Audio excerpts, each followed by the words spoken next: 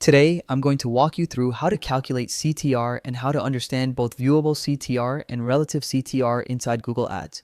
These metrics are essential because they help you see how well your ads are capturing attention and encouraging users to take action.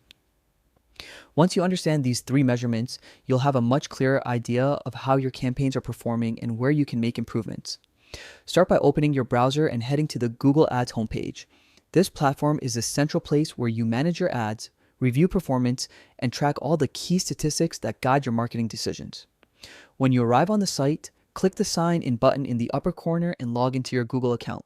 After signing in, you'll land on the main dashboard, where you can access all your campaigns and performance reports. From the dashboard, move over to the Overview section. This area gives you a quick snapshot of how your ads are performing. It's a great place to start because you'll see your core metrics displayed in one spot, including click-through rate. CTR stands for click-through rate, and it measures what percentage of people clicked your ad after seeing it. To view the exact number, simply click into the CTR column or navigate to the performance chart.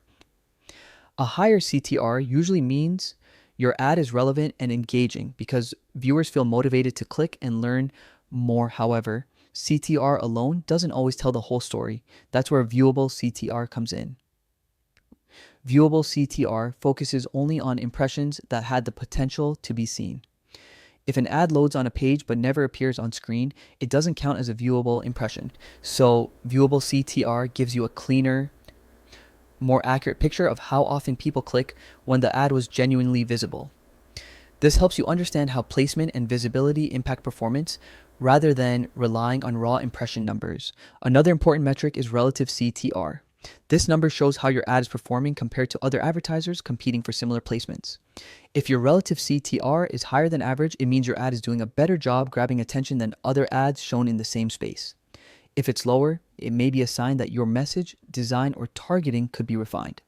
Relative CTR is especially useful because it gives you a competitive perspective rather than looking at your results in isolation. By understanding CTR, viewable CTR, and relative CTR together, you get a complete view of how your ads are truly performing. These insights help you improve your ad quality, adjust your targeting, and make smarter decisions when optimizing your campaigns.